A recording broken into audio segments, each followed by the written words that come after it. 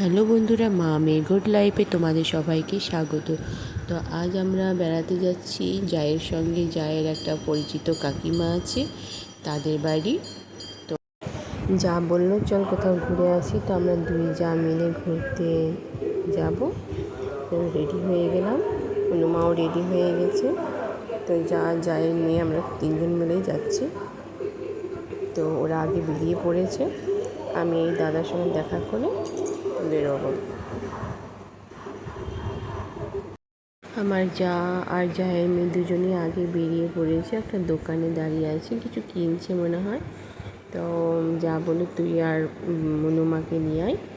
তো আমি এই মনুমাকে একটু দেরি হয়েছিল রেডি করতে, তো যাই হোক ওকে নিয়ে বেরিয়ে পড়লাম। আর ওরা আগে বেরিয়ে পড়েছে, ওদেরকে রাস্তায় আমি নিয়ে নেবো, মানে দেখা করে নেবো, একসঙ্গেই যাব।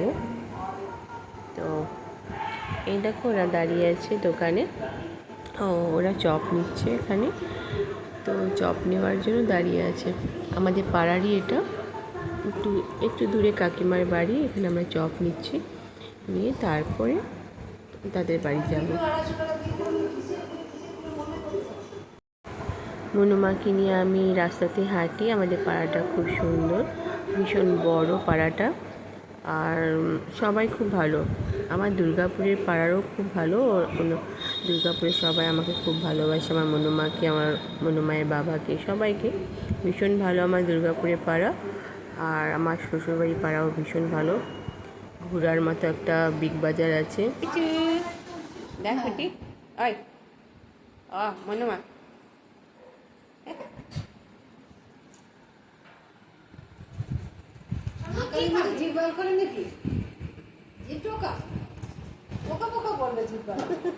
আমার দাদাও লাগাবে বলছে, তাই হ্যাঁ সেই জন্য ভিডিও করে নিলাম। এই ওয়ালপেপারটা দাদার জন্য একটু ভিডিও করে নিলাম, ওকে দেখাবো। ও নিজের বাড়ির দেওয়ালে ওয়ালপেপারটা লাগাবে।